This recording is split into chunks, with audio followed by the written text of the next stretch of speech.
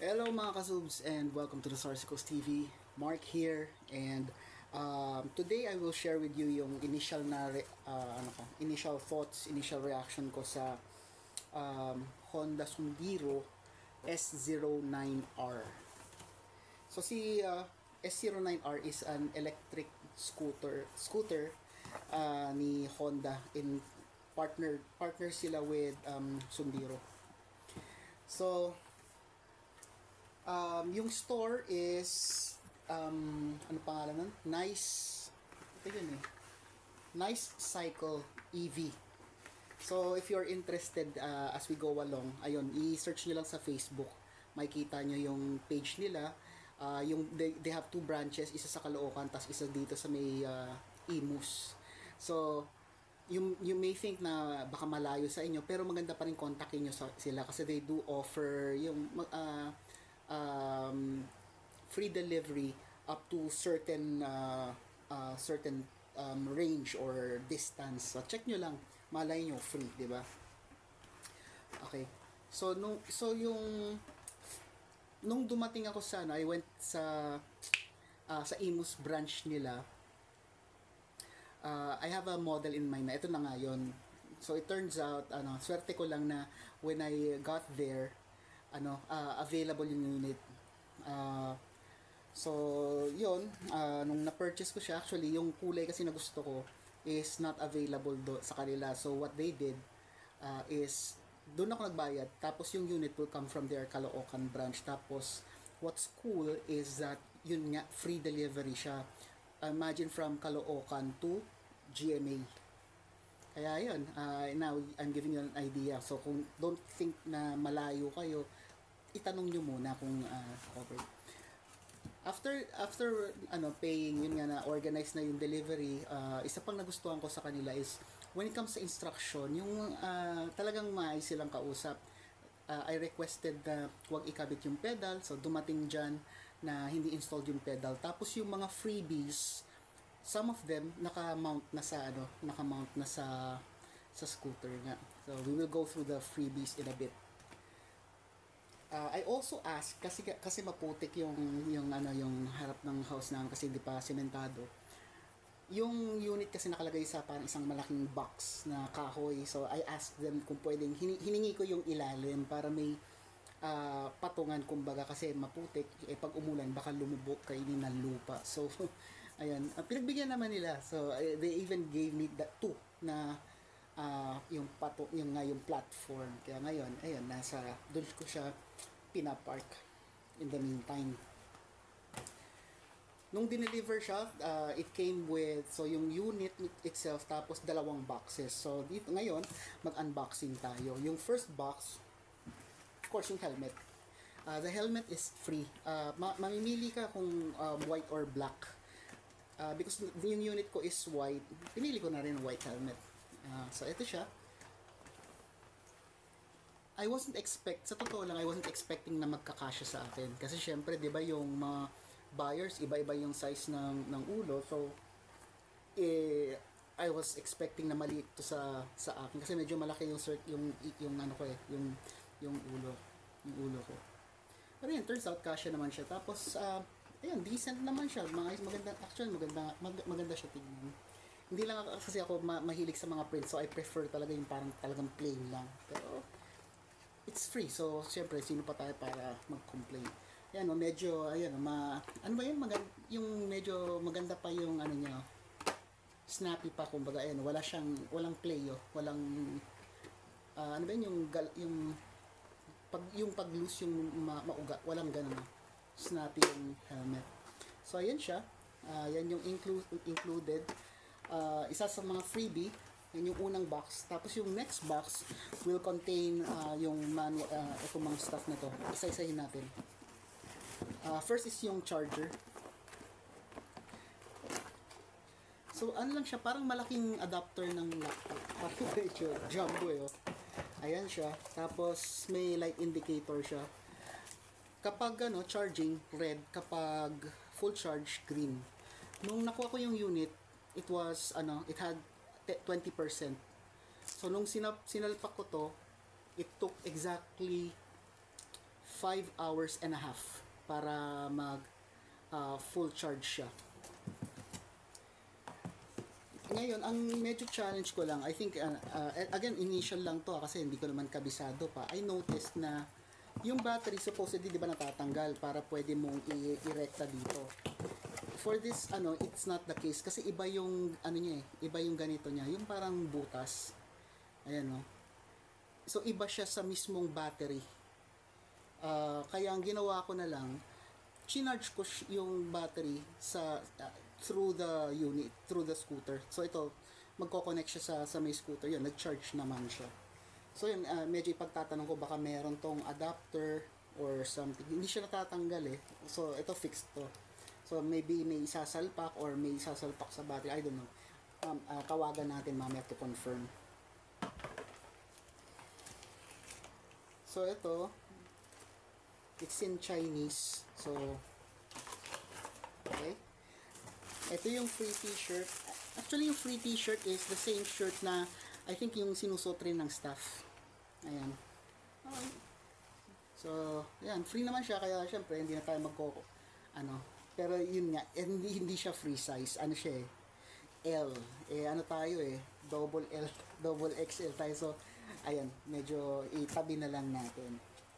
Baka may ibang mapaggamitan.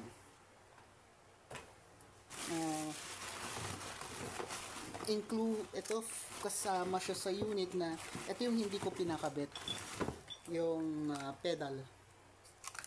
So ito may takip siya, tatanggalin yung takip, kakabit, tas meron pa yung nut nakakabit sa scooter. So kung gusto, in case na for those na gusto na dalhin in case of emergency at ma-discarga or wag naman sana, pwede natin siya ikabit. Pero ako I prefer na hindi. So, kabisaduhin na lang natin yung behavior ng battery, di ba?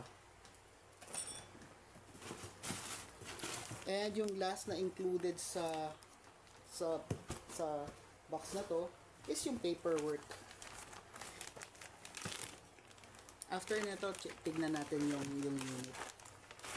Ito yung plaka sa likod. Tinanggal ko kasi yung parang yung color kasi niya white, tapos may biglang din parang hindi bagay para sa akin. So, hindi naman siya required na dapat nakakabit eh. So, okay lang tanggalin siguro. Ayan siya, yung plaka na Go Electric, promoting niya. Tapos ito yung parang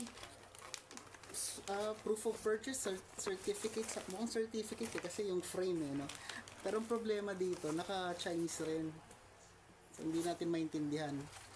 Mahuhulaan natin na itong number na to is serial number, ito yung number na to is yung specs, pero din sabi ni nice title, itago ko daw to. Kaya importante, malamang importante siya. Ito naman yung manual. Ang ganda actually ng manual niya, tignan. Unfortunately, again, naka China mode tayo. And sana meron silang English version. I tried online, negative, walang makitang soft copy ng English version nitong manual. Meron din instruction nga dito na to download yung app so that you can use your phone para ma-unlock yung scooter, ma-access yung mga ibang bagay-bagay. Pero apparently, yun nga, hindi siya ginamit ko yung QR, pero it points to a website na hindi na nag-exist or naka-down siguro. Kaya ayun. So, yun yung natin sa mga boxes. So, kung ko lang dito, sana may option, may English na part yung manual. And also yung charger, sana merong yung provision para pwede mo nga talaga siyang ma-charge through the unit, or yung battery rekta ipapasok mo sa office or sa loob ng bahay. So ngayon we will move, we're gonna step outside, tapos yung isa-isahin natin yung mga features ng unit na napansin ko immediately nung una ko siyang gamitin. So ito si Honda Sendero S09R. Ayan, tignan, puta natin ng konti para kita nyo yung overall appearance niya. Ayan, layo tayo. Ayan. Tapos isa-isayin natin yung ano, mga features na yung mga nagustuhan ko actually na features. Simulan natin sa harap. So una is yung pailaw ni Sondiro. Ito ano yan, ang tawag yan? DRL. Ito rin, yan o, yan umiilaw rin, parang DRL din siya. Tapos ayun yung pinaka parang headlight. So parang low key lang kumbaga yung ilaw niya. Tapos parang yun nga, medyo may pagka modern na itsura. Ito yung ano, charging port. Yung battery is yung natatanggal, pero na-confirm ko din sa shop yung charger or yung pagcha-charge dito gagawin, kasi wala daw silang binibenta na yung charger na pwedeng rekta sa battery. Magkaiba kasi yung parang yung port nila. Ayan. Ito parang cover lang siya. Pag tinanggal mo, makikita mo yung parang parang serial nung frame or yung serial ng unit.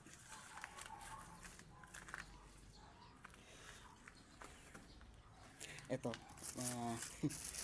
tanggalin natin yung sa parang pag naliligo, no, yung pag nag-shower ayaw mo mabasa yung buhok. Ayan, yan yung ano niya, yung upuan, yung may pagka leather-ish. Maganda actually, simple lang siya pero rock yung trim niya. Ayan. So lagyan natin kasi rainy season ngayon eh. Ayun.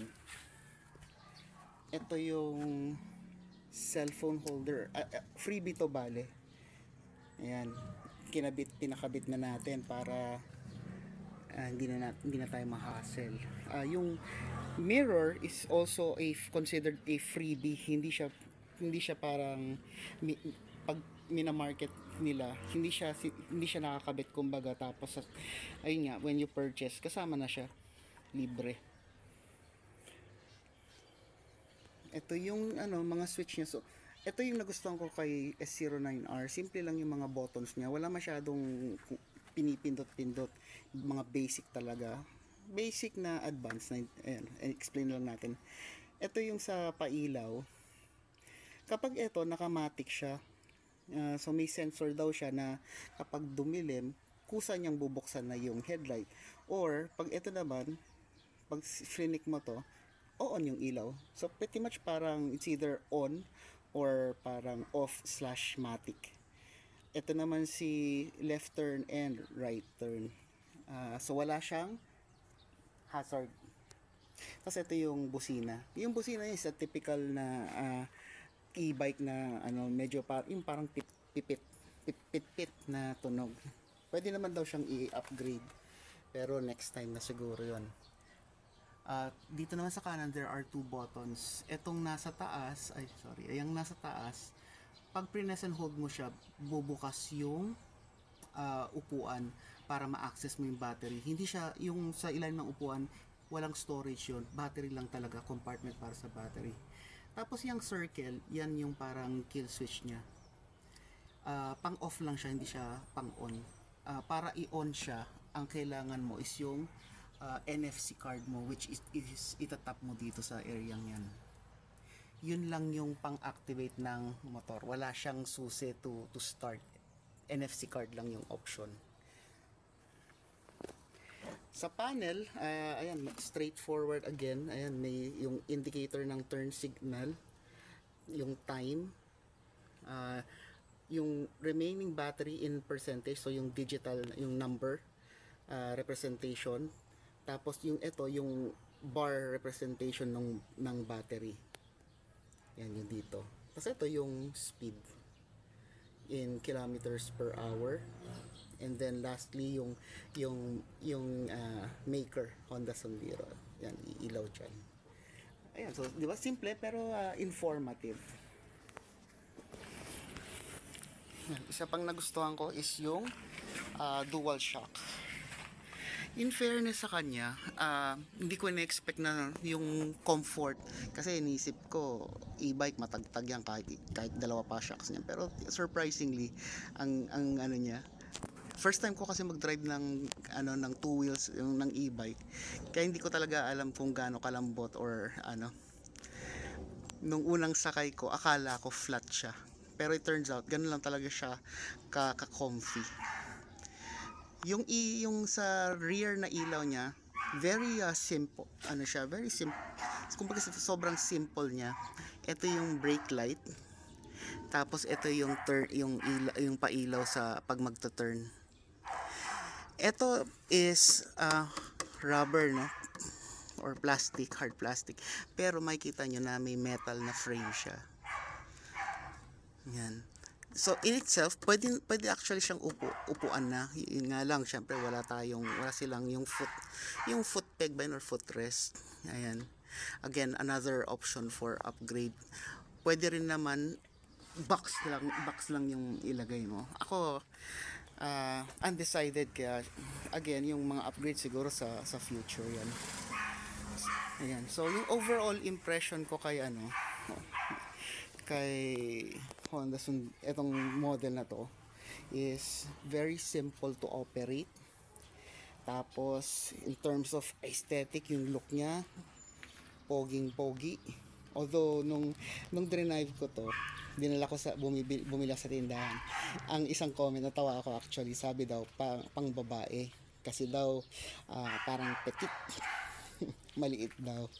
Ayun. Ako naman, I would disagree. Para sa akin, unisex pa rin yung appeal niya. Ayun. Pero syempre, opinion niya yun. Okay naman, natawa ako. Kulit eh. Ayan. Tapos, from a safety perspective nga pala, yung brake niya, sakto siya. Hindi siya yung tipong, yung magkakaroon ka ng fear na sa sobrang lakas, baka yung mag-launch siya forward or ano. Na-try ko naman, maganda naman yung braking niya.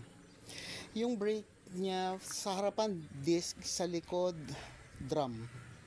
Ayan yung ano niya. Ito yung provision for the pedal. So hindi ko siya pinakabit. May option, although may option siya, pwede mong lagyan ng yung peg ba ang tawag doon, para yung si passenger or si driver, pwede niya diyan i-rest yung paa niya if in case puno si gulay board. So ayan, again, overall sulit siya. I would recommend. So for those na nagdadalawang isip pa kung ito yung brand, I strongly recommend this kasi nga ano siya, 'di ba, yung may Honda na may backing ni Honda. So from a quality perspective, medyo kampante tayo. So yun lang mga kasubs. Any questions or ano lang, ano lang kayo sa comment. Yung contact information ni Nice Cycle, ilalagay ko rin sa description. Hanapin nyo doon si Ronwell, or si Ron in short. Yun, mabait yun. Siya yung kausap ko nung kinuha ko to. Again, magandang umaga sa lahat, and till our next video. Kita kits.